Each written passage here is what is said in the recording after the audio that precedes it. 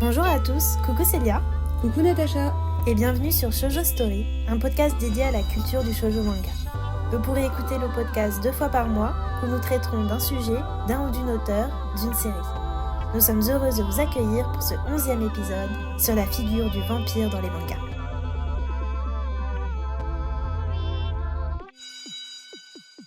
Très contente de vous retrouver aujourd'hui pour un nouveau épisode sur un thème précis. Vous savez comme on aime bien suivre des thèmes d'ailleurs pour notre podcast et mettre en lien une biographie d'auteur et un thème ensemble. On l'avait déjà fait, Natacha, pour l'épisode spécial Magical Girl avec Clamp. Exactement. Et puis aussi pour le School Life. Avec Natsuki Takaya. Ouais. Et puis dernièrement, on avait fait une spéciale Matsuri Ino, une grande autrice du Dark. Donc, vous vous en doutez bien, il était normal de poursuivre avec un épisode sur nos recommandations et flops vampiriques.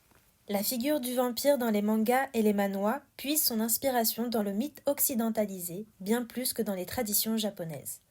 Le mythe du vampire prend racine dans les peurs les plus anciennes de notre civilisation.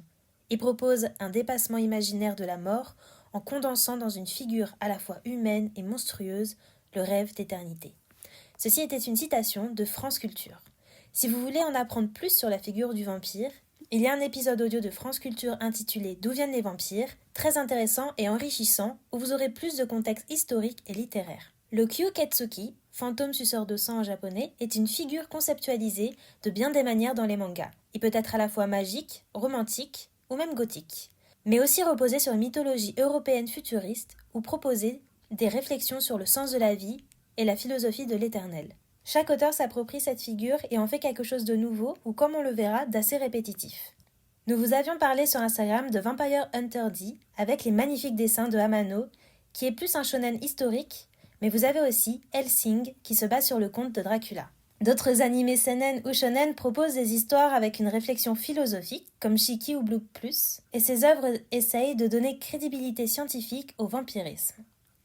Enfin, on peut citer aussi le manga JoJo's Bizarre Adventure, qui se réapproprie le mythe du vampire européen avec son vampire le plus notoire, Dio Brando, sadique inspiration pour bien des auteurs qui le succéderont. Les vampires japonais, le Kyūketsuki et sa cohorte des monstres asiatiques et yokai, seront représentés par le très célèbre manga Vampire Princess Miyu de Narumi Kaikinuchi. Contrairement aux autres vampires, elle ne mord que les gens qui le désirent et ne craint ni la lumière du jour, ni l'eau bénite, ni les croix. Elle est la descendante d'une famille qui chassait les Shinma, démons, afin de les renvoyer dans leur monde. Elle est accompagnée de Larva, un Shinma envoyé pour la tuer, qui a finalement trahi les siens et est désormais un serviteur et protecteur. Cette histoire est l'une des seules que nous avons trouvées et qui nous conte les liens entre Shinto et vampirisme. Bien heureusement, nous ne sommes pas en reste, puisqu'il existe bon nombre de lectures sur les vampires. On vous a fait le topo niveau shonen, mais qu'est-ce que ça donne niveau shoujo ? Bien sûr, on ne vous parlera pas du célèbre Vampire Knight de Matsuri Ino. Pour cela, on vous laisse écouter notre épisode 8. Et oui Natacha, tu t'en doutes, je commence toujours par vous présenter une œuvre plus vintage, alors c'est parti pour Poe no Ichizoku de Moto Hachio.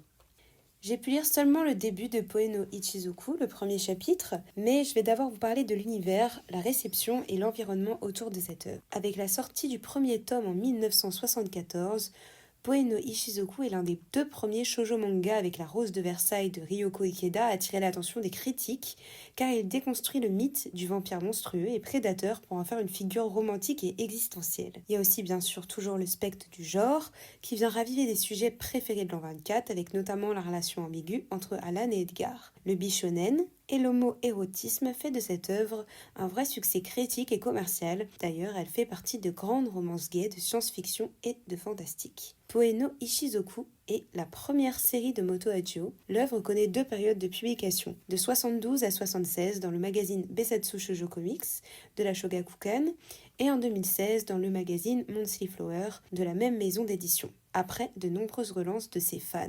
Elle ne voulait pas dénaturer les protagonistes des années 70, sachant que son trait était vieillissant. Pourtant, elle a publié 2 autres chapitres, Haru no Yume et Unicorn. Les histoires ne se suivent pas vraiment dans un ordre chronologique et nous proposent des immersions entre siècles et années. Elle chronique le voyage du protagoniste, Edgar, et de ses 2 compagnons de route, sa jeune sœur Maribel et un garçon nommé Alan. Les 3 personnages sont des Vampanella, vampires, du clan Po, et possède un physique adolescent. Dans le premier chapitre, on découvre donc ces 3 personnages et l'univers académique dans lequel ils évoluent. Les relations entre ces 3 ambiguës. Alan est amoureux de Maribel, Maribel et son frère sont proches, Edgar aime beaucoup Alan, bref, des méli-mélos romantiques qui vont nous perdre entre sentiments amoureux, amicaux et fraternité. D'ailleurs, le mot Vampanella a été créé par Adjo elle-même car elle ne souhaitait pas utiliser le mot vampire. Selon l'autrice, l'origine de Vampanella provient donc d'une erreur de lecture, d'un autre mot, et la sonorité italienne plaisait à Adjo. Elle a donc décidé de s'approprier ce mot pour son œuvre. Ainsi, avec ses Vampanella, Moto Hagio va à l'encontre de ses peurs, notamment celle du vampire. En effet, Moto Hagio n'aimait pas l'horreur, et la critique japonaise Mari Kotani dit que la figure du vampire représente un autre occidental et prend la forme d'un monstre hostile aux humains. Elle y voit en fait un signe de conflit racial entre japonais et occidentaux, notamment à la suite de la Seconde Guerre mondiale et de l'occupation du Japon par les États-Unis. Vous le savez, on vous le répète sans cesse, l'Occident possède au contraire un aspect utopique et idéalisé dans les mangas des années 70. La figure du vampire en tant que produit culturel occidental a qu'un aspect positif. Petit plus, avec la publication du pensionnat de novembre 71, l'autrice se rend compte qu'elle n'est plus à l'aise avec des protagonistes masculins. Elle décide donc de faire de son protagoniste vampire un garçon. Et à la même époque, Hagio est très intéressée par le costume. Elle possède de nombreux livres à ce sujet, et notamment un qui s'appelle Histoire du costume, Costume no Rekishi, et elle explique d'ailleurs que ce livre lui donne en fait une vision d'un jeune garçon qui porte un manteau. Il a un regard triste et particulièrement mature, parce qu'il y a cet esprit immortel en fait qui se dégage de son visage. Donc petit à petit, avec toutes ces influences dont je vous ai parlé plus haut, elle commence en fait à créer l'histoire de Poe no Ishizoku, enthousiasmée par l'idée de faire porter des costumes de différentes époques à ses protagonistes. Donc c'est assez drôle, ça vient avec la tendance et la mode aussi, et c'est un lien très fort avec l'an 24. Donc c'est tous ces aspects de Poe no Ishizoku qui nous proposent une histoire portée par un être masculin qui a la volonté de redevenir humain face à l'inanité de son existence. Au fil de nos lectures, nous nous sommes rendus compte avec Célia que les histoires de vampires sont généralement très similaires les unes des autres. On retrouve les mêmes clichés, le fait que les vampires soient toujours des méchants, qu'ils soient à la recherche d'une jeune fille pour assouvir leur soif de sang, ou encore une histoire d'amour impossible entre une jeune femme et un vampire, avec évidemment toujours des hunters, chasseurs de vampires en toile de fond. Un peu comme dans les films en fait.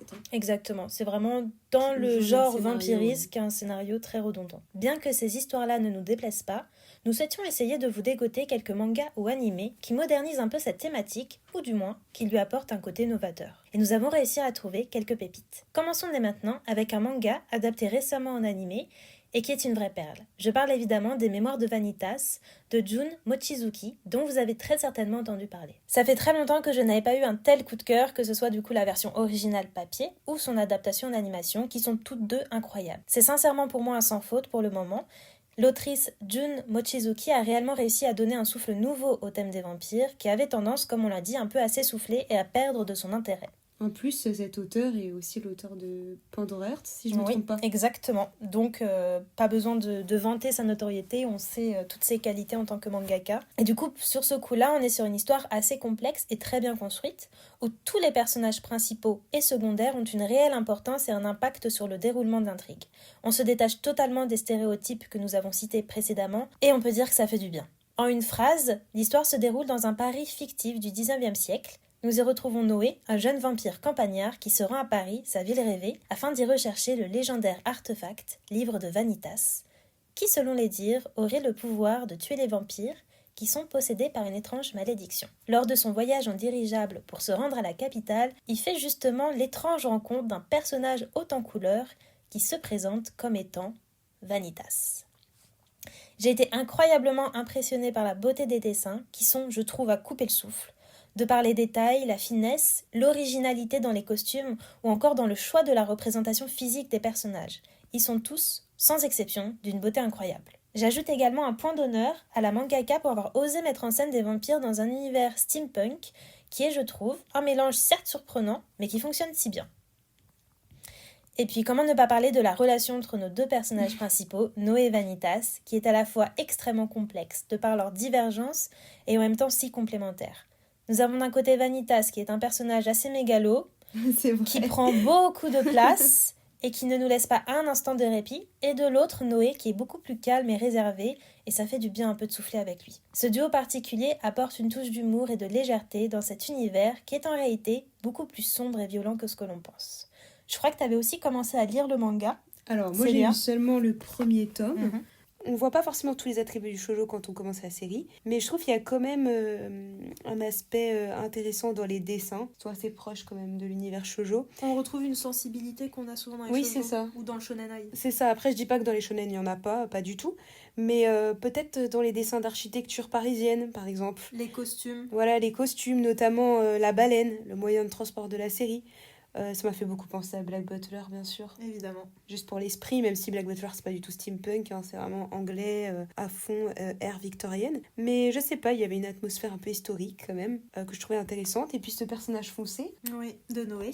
ouais, de Noé, qui est très prévenant, gentil, à l'écoute de ses semblables et qui n'attaque pas les humains, contrairement à toutes les histoires dont on a l'habitude. Qui est totalement à l'opposé des personnages de vampires qu'on a l'habitude, qui sont assez violents, assez agressifs. Mhm. Lui, c'est juste quelqu'un de lambda, normal. C'est ça que j'ai beaucoup aimé, je pense. Et aussi, bah, bien sûr, comme tu disais, le côté complexe entre les deux personnages principaux, que je trouve assez complémentaire dans leur manière de travailler ensemble, même si moi, à la lecture du premier tome, je sens qu'il y en a un qui a l'air de jouer un jeu déroutant et qui cache beaucoup de secrets. Oui, on est d'accord. Voilà, on comprend pas trop ce qu'il Mais cache je encore. pense que c'est fait exprès, justement. Oui, bien sûr. Cette histoire, c'est vrai qu'elle est tellement recommandée que ça me donne envie de lire la suite. Surtout que les versions papier, les tomes sont vraiment magnifiques. Pour ceux qui aiment bien collectionner les beaux mangas, Ils sont gros aussi, hein. ils sont sublimes. Il y a matière à lire en fait, Ouais. donc ça vous allez aimer je pense. Pour ceux qui recherchent un nouveau manga de vampire à tester, ça fait partie donc de notre top. Donc Oui, ça c'était de nos notre gros coups de premier top. Et moi je vais vous parler de de notre deuxième top qui est absolument formidable. C'est aussi une recommandation shonen. Hélas, c'est pas un shoujo du tout, mais il y a quand même ce côté émotion, donc il fallait que je vous en parle. C'est mon coup de cœur absolu de début 2022. J'ai pu regarder donc les 2 saisons. Et franchement, ça fait longtemps, très longtemps que j'avais pas eu un coup de cœur sur un anime. Depuis Ao no Exorcist, je pense, et Kimetsu no Yaiba. Donc le résumé, c'est un virus inconnu qui a décimé l'humanité. C'est d'actualité. C'est très d'actualité, oui. Et donc le titre de cet animé et de ce manga s'appelle Seraph of the End. Seuls les enfants ont survécu au fléau et vivent dans une cité souterraine sous la domination des vampires. Yushiro Yakuya est un jeune garçon courageux qui réussit à s'enfuir au prix du sacrifice de plusieurs de ses compagnons, et notamment Mika, son frère de cœur qu'il promet de venger. Donc vous vous en doutez bien, pour ceux qui connaissent un petit peu The Promised Neverland, je sais pas si tu avais pu regarder Natacha, The Promised J'ai voulu Neverland. laisser passer la vague avant de commencer, sauf que cette vague ne se termine jamais. Et Pourtant elle est terminée là. bah, on entend quand même encore beaucoup parler, Oui, c'est mais à l'occasion. De toute façon, il faut que je lise, mais j'ai pas trop. Bah, en tout cas, je trouvais au fait au début que l'histoire me faisait un peu penser à The Promised Neverland, mais en fait, ça le côté enfant. commence. Oui, et surtout que ça commence en fait à leur sortie de la ville vampire. Donc quand ils sont dans le monde des humains, alors que The Promised Neverland, c'est quand ils sont dans le monde des démons, quoi. Ok. Enfin, en tout cas pour l'animé, hein. Je n'ai pas lu le manga, donc pour l'animé. Donc c'est un plot typique shonen, hein. Un garçon au pouvoir secret qu'il va découvrir, des amis, une famille, un esprit de vengeance, des ennemis surnaturels. Ça pourrait paraître facile, et pourtant ce n'est pas du tout le cas. Et j'ai vraiment été surprise. Pas tout le temps, hein, c'est vrai, mais dans l'esprit shonenai qu'il y a entre eux, les deux frères, le côté très bromance en fait, et ce côté mix de surnaturel, aussi le fait que les démons ça soit des femmes, en tout cas dans la première saison, vraiment les OST étaient super entraînants, très belle animation pour l'opening et l'ending, je valide totalement l'animé, et puis après je me suis attaquée en fait au scan. Et là, on est toujours, donc, comme je disais, dans le thème du vampire, avec de l'action, avec des personnages principaux qui sont donc 2 frères non liés par le sang, mais pourtant, dans l'histoire, c'est le sang qui va être le facteur principal. Celui qui va déclencher une guerre, celui qui va les éloigner, les rapprocher inlassablement. Les émotions, comme je vous le disais, elles sont au centre de l'histoire et des personnages. Il y a de l'amour, de la haine, amitié, colère, rancœur, solitude. Un peu comme dans Kimetsu no Yaiba, je pense. Les méchants, ils ont eu une vie avant. Et on apprend à mieux les aimer pour les détester ensuite. Donc c'est vrai que rien n'est gratuit. Et après, pour ceux par exemple qui sont très attachés au shonen et qui aiment particulièrement par exemple Nanatsu no Taisai, il y a vraiment ce côté Meliodas chez You, c'est-à-dire que c'est le mec super fort, qui va réussir à tout détruire sur son passage, quoi. Je vous spoil rien, mais Yu, il a cette figure-là dans le manga. Donc c'est une guerre entre humains et vampires, une guerre où ces deux frères ne cessent de se retrouver, de se perdre, mais aussi de s'affronter. Qui des vampires ou des humains gagneront la bataille? Je vous laisse découvrir l'anime. Donc pour ceux qui veulent, il est disponible sur Netflix, sur ADN.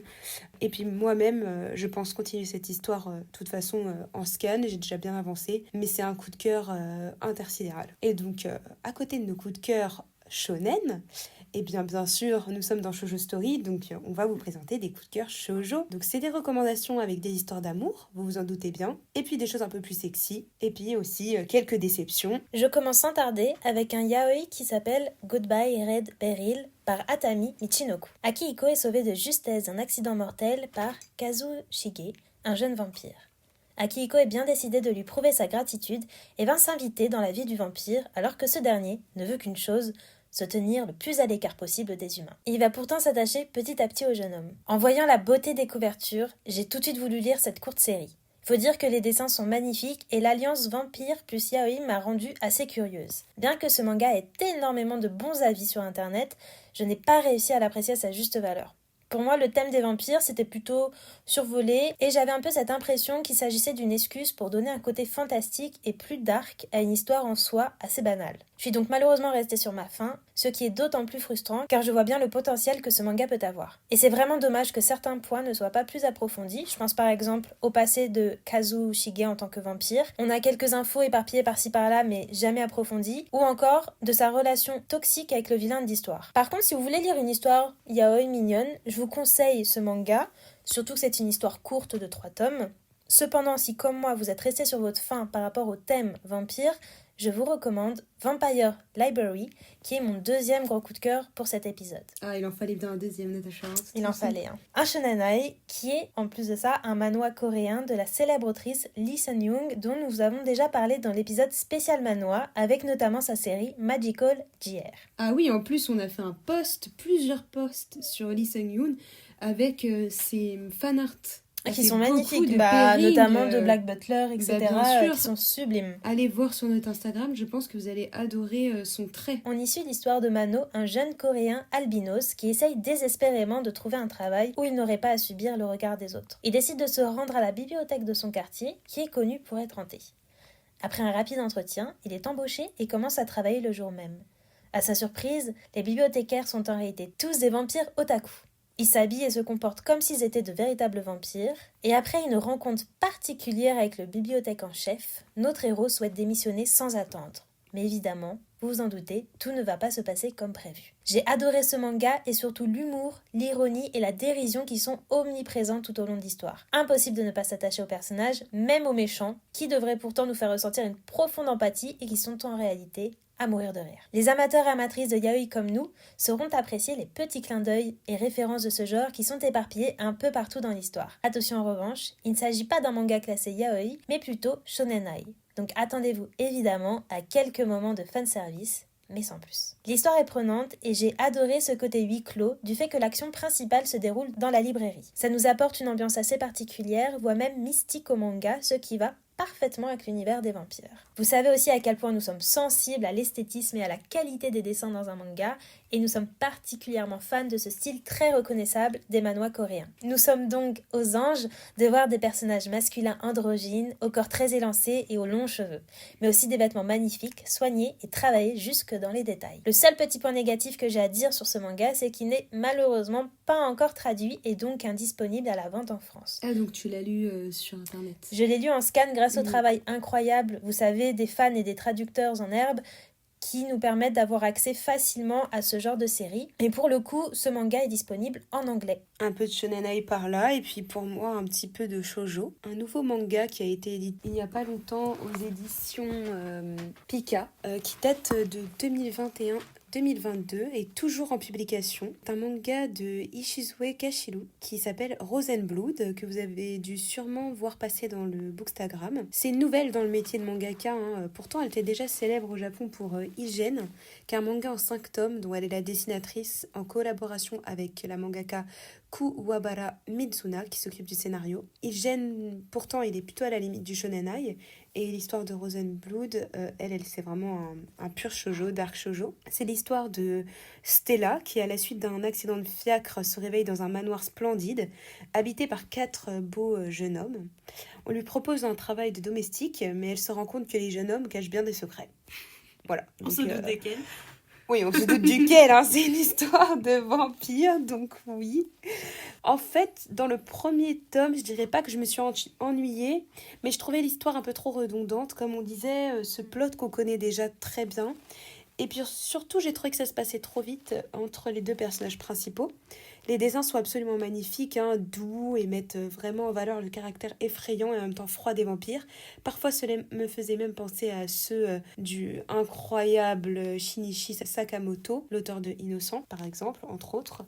Toi aussi, t'avais adoré en plus les dessins, Les Natacha. dessins, je les ai trouvés magnifiques. Et ça sauve un peu, du coup, cette histoire qui peut en effet être un peu redondante. Au début. Mais, moi j'ai lu que le premier tome, hein, mais même s'il y a ce côté redondant, j'ai quand même trouvé que c'était très plaisant à lire.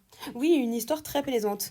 Donc le premier tome ne m'avait pas convaincue entièrement, et pourtant j'aime vraiment le côté harem qu'il y a dans cette histoire, car quand on arrive, on a un espace où il y a 4 vampires totalement différents et très stéréotypés, hein. Le brut, l'enfant, l'espiègle et le ténébreux. Et c'est vrai que ça pose les bases de ce que sera la romance entre les deux personnages principaux très vite. J'ai poursuivi ma lecture en fait, parce que j'avais envie d'en apprendre plus sur le personnage principal, qui est pour l'instant juste une jeune fille naïve. Et puis comme vous le savez, moi ça me dérange un petit peu ce genre d'histoire. J'aime bien quand il y a plus de passé à découvrir, un truc un peu nostalgique aussi, où on peut s'identifier. Comme j'avais envie vraiment de creuser sur ce personnage principal, mais aussi sur son pendant, en fait, sur son amoureux, si le méchant de l'histoire est clairement désigné, ou si on est dans le faux et l'auteur nous mène par le bout du nez, quoi. Donc je pense que c'est une bonne approche d'histoire de vampire et d'harem, même si on est dans le connu et le cliché, pour quelqu'un qui n'a jamais commencé les histoires de vampires. Voilà, je vous le conseille. Le deuxième tome, je l'ai lu, hein. Franchement, je pense pas que cette histoire va durer sur 10 tomes, mais 4 qui sont sortis au Japon.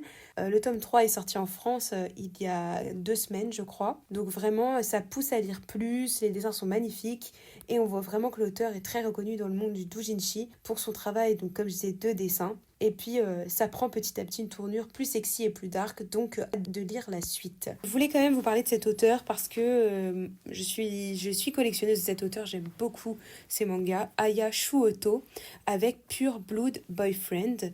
Alors je vous fais le plot. Alors qu'elle est sortie en pleine nuit, Kana sauve une fillette d'un accident en se faisant renverser à sa place par une voiture. Donc elle est sur le point de mourir en fait, et puis Aki, son ancien ami d'enfance qu'elle avait perdu de vue, surgit de nulle part et boit son sang. Voilà, Kana elle en revient pas, Aki c'est devenu un vampire au cours de leur séparation, et là commence leur épopée ensemble. Alors c'est vrai que, comme je vous disais, moi je suis très grande fan de Aya Shuoto parce que ses dessins sont absolument magnifiques et reconnaissables, mais cette série m'a pas conquise pour l'instant au premier tome, à la lecture du premier tome, pour plusieurs raisons. Encore une fois, le personnage principal, une jeune fille très androgyne à l'allure d'un garçon avec les cheveux très courts. D'ailleurs, j'ai cru au début que c'était du boys love, hein. Ça m'a vraiment donné envie de commencer la série. Elle se jette dans les bras du premier vampire venu.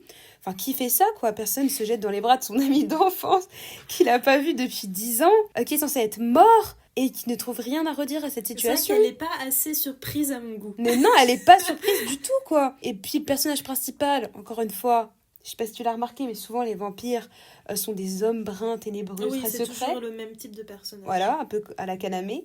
On est encore dans un stéréotype, quoi, un cliché de vampire, aussi envie de venir sucer le sang de son esclave, entre gros guillemets, parce que ils ont traduit ça du japonais au français par esclave. Ouais. Je trouve ça horrible. Moi, j'aimais pas du tout toutes les traductions. Parfois, ça part dans tous les sens. Ça m'a dérangé, ce côté dominateur, en fait, du vampire. Je trouve que ça manquait extrêmement de délicatesse, quoi, pour un premier tome. Je vais pas continuer, je pense, malgré que j'adore cet auteur, et plutôt me consacrer à d'autres séries qu'elle a fait, où on retrouve aussi des caractéristiques qu'elle adore, comme les hommes animaux. C'est un sujet qu'elle a beaucoup traité, donc sorte de furise. Mais même ça, je trouve que son personnage est amené bizarrement dans l'histoire et n'est pas par très rapport à crédible. d'habitude, ouais.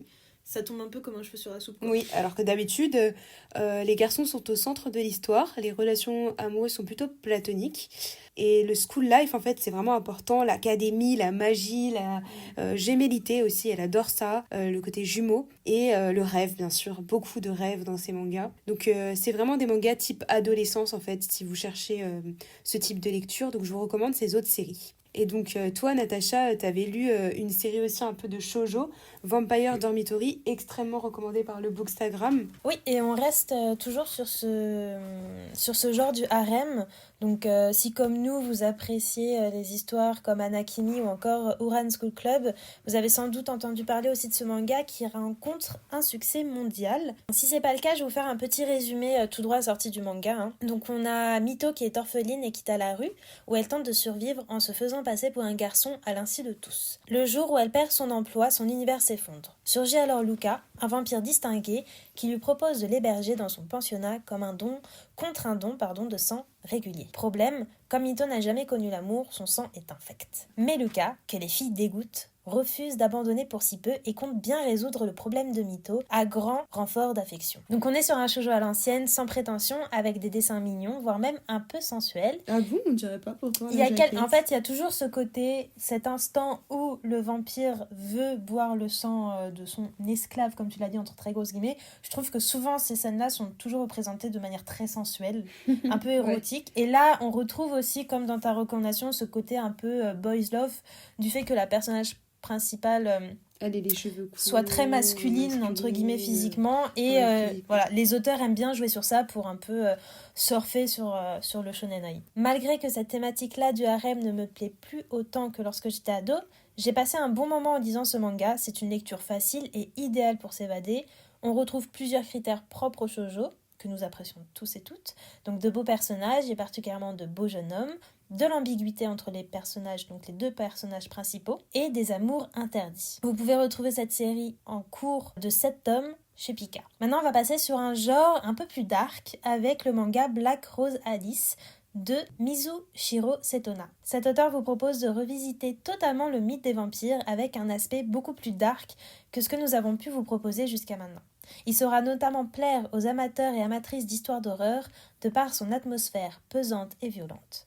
Les dessins raffinés pleins de poésie et très sombres sont sublimes et soulignent parfaitement le style gothique très présent dans ce manga. Attention par contre aux personnes ayant une peur des insectes et particulièrement comme moi des araignées, car ces petites bêtes sympathiques sont très souvent utilisées dans l'histoire. Bien que je n'ai pas forcément accroché à cette histoire, j'ai tout de même beaucoup aimé que la mangaka réinvente totalement la légende autour des vampires. Elle a réussi à aborder ce thème différemment et avec originalité. Bon après, vous savez très bien que moi c'est mon truc, hein, les histoires un peu différentes sur les vampires. Moi j'aimais bien aussi la figure de Dimitri en fait. Le personnage principal, qui est un jeune homme au début en proie à un passé plein de souffrances. Il est victime de xénophobie, de racisme, mais aussi d'abus sexuels dus à sa condition de Rome. Et on a sa bien-aimée qui joue le rôle d'un ange, d'une créature pure qui sera en proie à un mariage forcé. On apprend d'ailleurs dans le premier tome tous les héritages, mais aussi leur passé et leur destinée. Un amour qui se concrétisera jamais, en fait, un amour impossible. Pour ma part, le côté insecte, ça m'a pas trop dérangé. Moi non plus, j'aime pas du tout les insectes, mais en fait, c'était très détaillé. J'ai pas trouvé que c'était trop dégoûtant, vous voyez. Je pense que ça peut se lire. Enfin, l'utilisation du coup des insectes, parce qu'ils ont un but particulier dans l'histoire, était très originale. Et ça permettait un peu de donner encore plus d'originalité au mythe des vampires. Donc, c'est une auteure qui est très connue pour ses mangas, hein, qui est d'une grande qualité graphique. Setona Mizushiro. Je pense que si j'ai l'occasion de trouver ses mangas, je vais commencer d'autres séries parce que c'est pas celle qui m'a plu le plus, mais je pense qu'avec X-Day par exemple, qui était publiée en 2005 aux éditions Azuka, elle nous proposait aussi une œuvre très ambitieuse. Donc pour Black Rosalie, c'est vrai qu'elle réinvente vraiment le mythe du vampire pour en tirer vraiment quelque chose de totalement différent de ce qu'on connaît. Elle avait déjà commencé avec l'infirmerie après les cours, poussait vraiment la métaphore du passage à l'âge adulte dans le manga scolaire. Donc c'est vrai qu'après 10 tomes vraiment virtuoses, Mizushiro, elle avait vraiment besoin d'explorer d'autres univers et notamment celui du vampire. Moi j'ai bien envie de lire Shitsuren Chocolatier. Elle a ce côté en fait très provocateur, ambigu et sombre et ça va nous permettre vraiment de errer dans un labyrinthe de signes, de sauter d'un genre à l'autre sans jamais pouvoir se raccrocher à des codes prévisibles. Et c'est ça qu'on aime bien dans ces mangas en fait fantastiques. Donc elle s'affranchit aussi bien sûr des limites du genre, hein, elle se réapproprie tout le folklore du vampire sans être dans l'occidentalisation aussi, avec la Transylvanie, les croix, l'ail. Elle va chercher totalement autre part, notamment peut-être plus auprès des esprits naturels shinto que des démons de la religion chrétienne.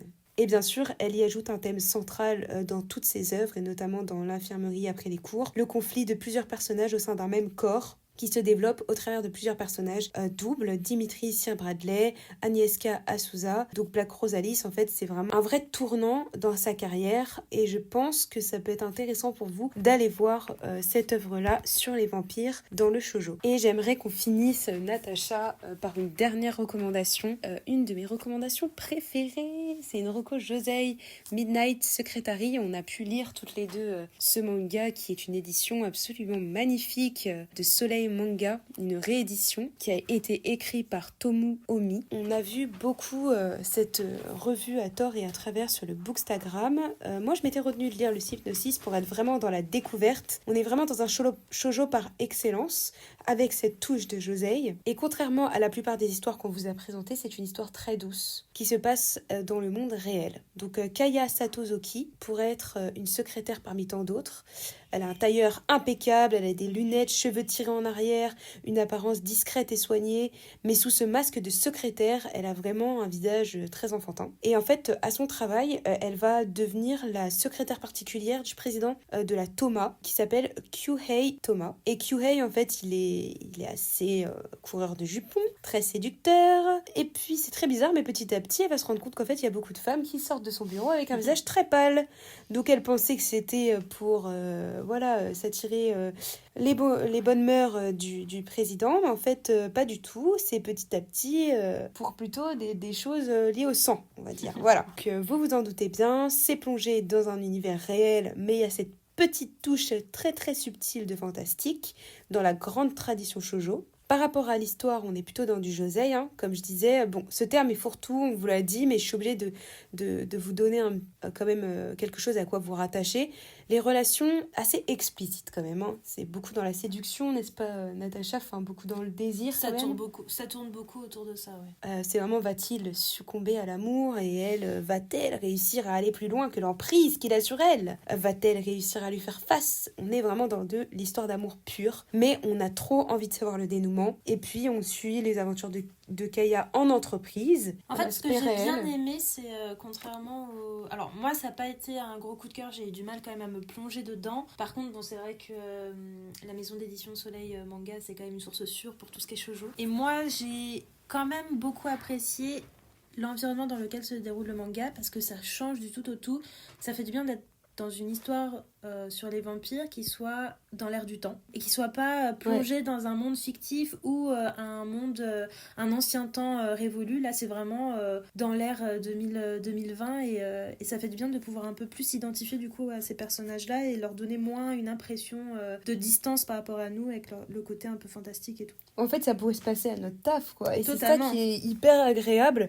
Et puis les dessins, très 90, très les beau, yeux... Ouais. Le côté vintage, même dans les costumes, dans les proportions dans le costumes, corps, etc. Enfin, tout les proportions dans le corps aussi, c'est vrai. Franchement, une très jolie recommandation vampirique shoujo. Puis le livre en lui-même, quoi, est sublime. Ouais, l'édition est incroyable. Grand, la couverture qui brille, enfin, c'est magnifique. Voilà, donc franchement, n'hésitez pas à au moins aller la feuilleter dans vos librairies, parce que ça vaut le détour. Ça m'étonnerait pas que ce soit adapté en drama, un de ces quatre. Oui, c'est vrai. C'est sûr. C'est très possible. C'est sûr. Mais ça serait hyper agréable. Hein. Ouais. Parce que franchement, c'est une jolie série. Et donc, à éviter, notre flop, vraiment, le flop. Toi, tu avais Dahlia. Moi, j'avais Dahlia, mais en fait, j'ai même pas envie de vous en parler parce que Dahlia, je crois qu'il y a peut-être 2 ou 3 tomes. Au total, je crois même juste 2 tomes. Ça a été licencié au bout du premier tome en France, c'est-à-dire que c'est plus du tout édité. Dahlia, la couverture est magnifique, les dessins sont magnifiques, très vintage, très années 90 aussi. On comprend rien de ce qui se passe. Le scénario, en fait. Le scénario n'a ni queue ni tête. Ouais, ni vraiment, queue ni tête. Ça ne veut rien dire. Très franchement, j'avais qu'une idée. Je ne le ferai pas par respect pour le livre en lui-même, mais j'avais juste envie des fois de déchirer les pages pour garder les images tellement qu'elles sont belles. Mais l'histoire en lui-même n'a aucun... Personnellement, je trouve, hein, évidemment, je dénigre pas le travail du mangaka, quoi, mais je trouve qu'il n'y a pas grand intérêt à le lire. Sauf Ok. si c'est pour feuilleter, juste...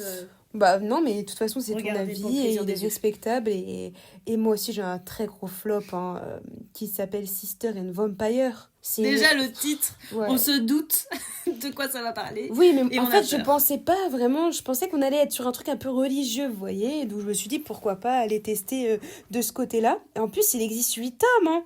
Donc, bon, ça fait beaucoup quand même, Ça a hein. quand même dû trouver son public. Non, mais ça a trouvé son public, c'est sûr et certain. Mais moi, dès le premier tome, je me suis ennuyée. Voilà. Je l'ai lu en scan et franchement, les dessins parfois ils succèdent tellement vite qu'on en oublie la moitié de l'histoire. Les actions, elles s'enchaînent mais trop vite. J'étais trop déçue parce que on voyait bien que ça tournait pas autour du pot. C'était le sujet principal, le sexe. Pas la seule en plus à penser ça, hein. J'ai été regarder les avis. Dessins très intéressants parfois, mais l'histoire trop faite, je trouve, à la va-vite par rapport à la qualité des dessins. C'est classé comme du Heichi. C'est classé, ouais, limite, Ouais, hentai, limite. Ouais, c'est le souci avec ce genre de genre, c'est que souvent c'est juste histoire de nous montrer des scènes Sucrées. Sucrées, ouais, Et sensuelles, pourtant, on en a sans trouvé, nous, des super Ah bah, ça, on bonnes nous a fait de belles recommandations recommandations dans pour la l'épisode de Saint-Valentin. Mais vous voyez, celui-ci, bah, n'y allez pas parce que, voilà, on a un vampire qui est très omnibulé par le sang et une nonne complètement soumise, en fait. Non, en plus, ce côté non Ouais, vampire, le c'est nonne tellement soumise cliché. à son nouveau dieu, vraiment pas fan du tout. Ça aurait pu être hyper intéressant avec plus d'exorcisme. Dommage, ça aurait pu faire un cocktail explosif. Et on vous parlera pas d'une autre histoire qui s'appelle Vampire Host de Kaori Yuki, puisque on vous laisse comme ça avec un petit indice peut-être pour un prochain épisode.